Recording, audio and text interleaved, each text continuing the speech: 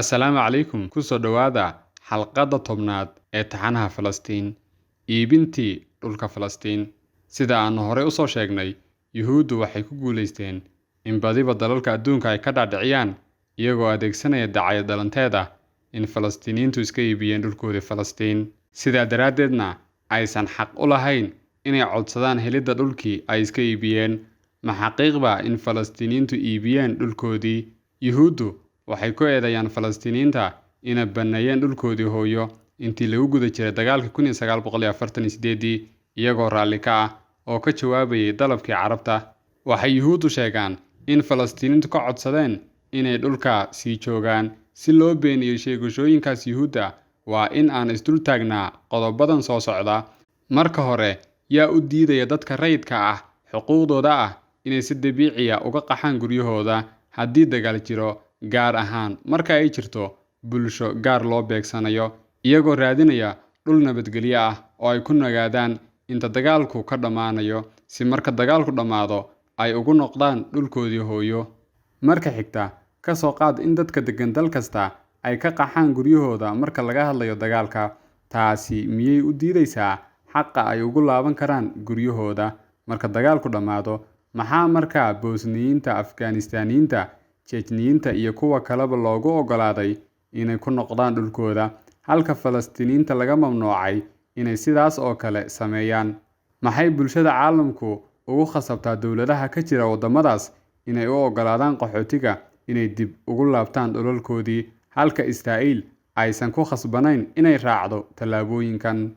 Marka saddexaad, haddii markii horeba Falastiiniyiintu ay ka codsadeen Sahyuuniyiinta inay ku sii nagaadaan dhulkooda markii ay qaxayeen, maxaa looga hor istaagay inay dib ugu noqdaan dhulkooda, gaar ahaan markii aysan khatar gelin karin Israa'iiliyiinta? Maxay ula wareegeen dhulkoodii oo ay ugu qoondeeyeen Yuhuudda ka kala timid 90 waddan? Yuhuuddu maxay ficil ugu caddayn weyday haddii Falastiiniyiinta ay wanaag la doonayso? Tan afraad, Yuhuuddu waxay ku andacootaa in Falastiiniyiintu ay guryahooda ka tageen iyagoo raalli ka ah. Si kastaba ha noqotee, Falastiiniyiintu waxay diideen in lagu qarameeyo dalal kale oo aan ahayn dalka ay iyagu xaqa u leeyihiin ee Falastiin, waana tan keentay in Falastiiniyiintu ay ku noolaadaan xeryo qaxooti. Falastiiniyiintu waxay dhaliyeen kacaano iyo kacdoono badan, waxayna sababeen 10 qaraar oo qaramada midoobay ka soo baxay. Haddaba, intaas oo dhammi miyaanay ku filnayn inay beeniyaan sheegashooyinka Yuhuudda? Tan shanaad, haddii Yuhuuddu ku andacootay inay xaq u leeyihiin inay ku laabtaan Falastiin markii ay ka tageen 2000 oo sano ka hor, maxay haddaba ugu diidayaan Falastiiniyiinta xuquuqdooda ah inay ku laabtaan dalkooda markay ka maqnaayeen dhowr sano oo keliya? Haddii xuquuqda ku celinta qaxootiga Falastiiniyiinta guryahooda ay ku xarimayaan xeerar qoran, soo xuquuqda Yuhuuddu ay u leeyihiin ku laabashada dhulka Falastiin muddo ka hor lagama xarimin. Xaqiiqadu waxay tahay in daliilada taariikhiga ah iyo qirashada Yuhuudda laftoodu ay beeninayaan sheegashadooda.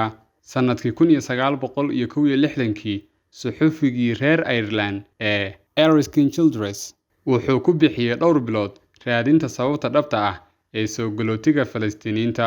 Wuxuu ka codsaday hogaamiyayaashii Sahyuuniyadda inay tusaan hal caddayn oo xaqiijinaysa sheegashadooda, laakiin way ku guuldarraysteen. Suxufigan wuxuu ku soo gabagabeeyay baaritaankiisii in barnaamijyada Carabiga ah ee ka baxa warbaahinta Carabtu ay ku dhiirigelinayaan Falastiiniyiinta inay ku sii nagaadaan Falastiin, halka barnaamijyada warbaahinta Israa'iil ay ku kalifayaan inay ka baxaan dhulka. Si kastaba ha noqotee, Sahyuuniyiintu bilowgiiba si aan muran lahayn ayay u qorsheeyeen inay Falastiin ka dhigaan dowlad Yuhuuda. Waxay istuseen Falastiin ka xor ah Carabta. Iyaga laftoodu waxay qarteen intaa kadib inay adeegsadeen qorshe ballaaran oo loogu magac daray Plan Delayed si loogu khasbo Falastiiniyiinta inay dhulkooda ka haajiraan. Ugu dambeyntii, haajiridda Falastiiniyiintu waxay ahayd mid si wanaagsan loo qorsheeyay oo ay kormeereen iskuna raaceen madaxdii Sahyuuniyaddu.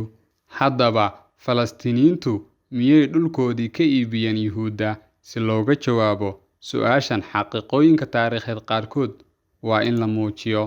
Marka hore, Yuhuuddu waxay sheekooyinkooda ku dhisaan dhalanteedka ah Falastiin waa dhul aan ummad lahayn oo ay leeyihiin ummad aan dal lahayn waa Yuhuudda si macquul ah Yuhuudda oo ahayd ummad aan dhul lahayn waxay xaq buuxa u leeyihiin inay la wareegaan dhulka Falastiin si kastaba ha noqotee dhulka Falastiin xilliga wuxuu lahaa ummad soo jireen ah oo aad u tiro badan tan labaad inkasta oo Suldaan Cabdulxaamidkii labaad uu soo saaray wareegto uu kaga hortegayo socdaalka iyo dejinta Yuhuudda haddana maamulkii Cusmaaniyiinta ee xilliga musuqmaasuqa badnaa ayaa ku guul daraystay in wareegtadaas la meel mariyo intaa waxaa sii dheeraa guddigii midowga iyo horumarka ee Cusmaaniyiinta oo ay u badnayd Yuhuuddu oo waxay ku gacan sarreeyeen gudaha boqortooyadii Cusmaaniyiinta sidaa daraaddeedna waxay fududeeyeen socdaalkii Yuhuudda ee Falastiin waxayna ka caawiyeen dadka Yuhuudda ahaa inay dhul ku yeeshaan Falastiin tan saddexaad kuwii dhulka ka iibiyey Yuhuudda waxay ka koobnaayeen 4 qaybood marka hore waxay ahaayeen ajaanib aan reer Falastiin ahayn oo dhul ballaaran ku lahaa dhulkaas laakiin maamulkii Ingiriiska ayaa ka hor joogsaday inay galaan Falastiin si ay u maalgashadaan dhulkooda Ingiriisku wuxuu marmarsiyo uga dhigtay inay yihiin ajaanib marka loo eego heshiiskii Sykes-Picot tani waxay keentay in Yuhuudda la siiyo ku dhowaad 50% dhulkii ay iibsadeen dadkaasi midda labaad waxay ahayd dhulkii ay xaraashka kaga gateen dowladdii Cusmaaniyiinta oo xilligaa wajahaysay dhaqaale xumadii ugu xumayd abid Yuhuuddu si toos ah ayay dowladdii Cusmaaniyiinta dhulalka uga gateen ama waxay si aan toos ahayn uga gateen qoysaskii aan Falastiiniinta ahayn ee laga iibiyey dhulkaas sababahaas aan kor ku soo xusnay ayay Yuhuuddu ka faa'iidaysatay tan saddexaad waxay ahayd tirada xadidan ee Falastiiniinta ee aan tixgelinta la siin ee aan iska caabin karin khiyaanooyinka ay u maleegayeen Yuhuudda iyo mas'uuliyiintii Ingiriisku tan afraad waxay ahayd kaalmayntii Ingiriiska ee Yuhuudda kaas oo uu Falastiiniinta dhulkooda si khasab ah uga qaadi jiray si uu Yuhuudda si bilaash ah ugu siiyo ama uu qiimo jaban kaga iibiyo waxaas oo dhan haddii la isku wada daro dhammaan wixii ay Yuhuuddu ka heli kareen dhulka Falastiin kama badnayn 1% intii u dhaxaysay sanadadii 1917 ilaa sanadkii 1948 arrintan ayaa caddaysay sida ay Yuhuuddu ugu dadaaleen inay qabsadaan dhulka Falastiin iyo sida ay Falastiiniintu iskaga caabiyeen dhammaan dadaalada oo ay dhulkooda u difaacdeen si kastaba ha noqotee sababta dhabta ah ee uu ku lumay dhulka Falastiin ma aysan ahayn in Falastiiniintu ay dhulkooda iska iibiyeen laakiin waxay ka dhalatay jabkii ciidamadii Carabta ee dagaalkii 1948 oo horseeday in la aasaaso haykalka Israa'iil 77% ee dhulka Falastiin kadib Yuhuuddu waxay eriday Falastiiniintii waxayna ka dhigtay hooy la'aan oo waxay la wareegtay dhulkoodii Yuhuuddu intaa kadib waxay qabsadeen Falastiin inteedii kale markii ay ka adkaadeen ciidamadii Carbeed dagaalkii 1967 sidoo kale waxay la wareegeen dhulal ballaaran oo markii hore u xidhnaa cudurdaaro kala duwan awgood u istaagii Islaamka tan iyo maalmihii ugu horreeyay ee halganka dhulkan aqoon-yahanada muslimiintu waxay u istaageen mowqif adag oo ka dhan ah iibinta dhulka Falastiin ee laga iibinayo shakhsiyaadka sahyuuniyadda ah iyo mashaariicda sahyuuniyadda caawinta sahyuuniyadda si ay u gaadhaan himilooyinkooda si kasta oo ay tahay waa la mamnuucay waxaana loo tixgeliyey khiyaano qaran oo weyn dhammaan dhulalka ku hoos jira xukunka Islaamka waxaa loo tixgeliyaa inay yihiin hanti ay leeyihiin muslimiinta oo dhan waqaf qofna xaq uma laha inuu siiyo cid kale isagoo ka mas'uula muslimiinta oo dhan Falastiin iyadoo ah dhulka barakaysan ee Quraanka lagu xusay waa mid tixgelin iyo kalgacal weyn ku dhex leh gudaha quluubta muslimiinta cidna uma banaana inay 1 mitir oo dhulkeeda siiso xukun shisheeye muslimiintu iyagoo arrinka ay wada fahansan yihiin ayaa golihii sare ee Islaamka oo uu markaa hogaaminaya caalimkii Falastiin Xaaji Amiin al-Xuseyni waxay kula dagaalameen mashruucii sahyuuniyadda qaab kasta oo suuragal ahaa 25 bishii Janaayo sanadkii 1935 waxay soo saareen fadwo xukun islaami ah is-afgaradkaas oo lagu cambaareeyay iibintii dhulka ee laga gadayay sahyuuniyadda waxayna fadwoodeen inay tahay dambi weyn oo u dhigma riddada. Qof kasta oo dhul ka iibiya Sahyuuniyiinta ama u sahla si kasta oo ay ku hantinayaan dhulka, waxaa loo tixgeliyey inuu yahay murtad oo aan lagu aasi karin qabuuraha muslimiinta, iyadoo sidoo kale aan lala samayn doonin wax macaamil nololeed ah. Fadwadu waxay intaa raacisay in qofkii falkaa ku kaca bulshada oo dhan la wada ogeysiin doono, bulshaduna ay ku dhaleecayn doonto inuu yahay qof la nacay.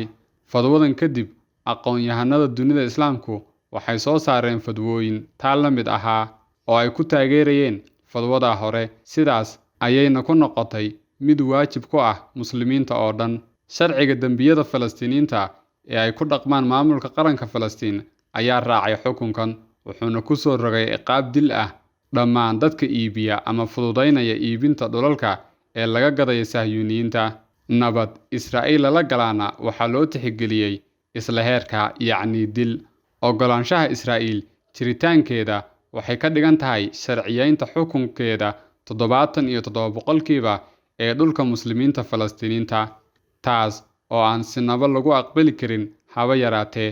Markii geedi socodka nabadda ka bilaabmay Madrid sanadkii 1991, aqoon-yahanadii muslimiintu waxay isugu yimaadeen shir ka dhacay masaajidka Al-Aqsa bishii Noofembar sanadkii 1991, waxayna soo saareen fadwo cambaaraynaysay ka qaybgalka shirka nabadda Madrid ama wadahadallo kale oo nabadeed oo lala furo Israa'iil.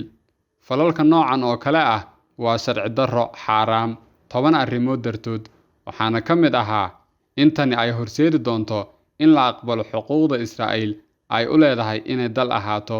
Waa qaab aqbalid cadaalad darro ah oo u hoggaansamaya cadow la diriiray oo laayay dadka muslimiinta ah, kaas oo ay weli sii wadaan.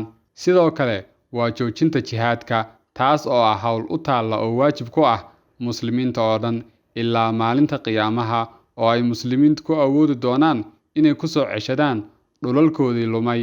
Xukunno badan oo fadwooyin ah ayaa sidoo kale la soo saaray, kuwaasoo dhammaantood taageerayay jihaadka. Intii lagu guda jiray intifaadadii Al-Aqsa ee 2000, aqoon-yahano badan oo muslimiin ah oo uu ku jira Dr.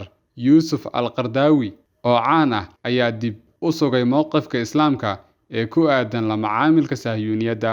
Macaamil lala yeesho Yuhuudda iyo kuwa iyaga taageera waa mamnuuc, oo waa qaabka weecasho ku ah waxa ay muslimiintu isku og yihiin. Qaadicidooduna waxay ahaanaysaa waajib ilaa inta laga soo celinayo dhammaan xuquuqda muslimiinta Falastiiniyiinta. Xalqadanna maanta intaa ayay nooga eg tahay. Haddii aad muuqaalkan ka heshay, like garee, lana sii wadaag asxaabtaada. Wasalaamu calaykum waraxmatullaahi wabarakaatu.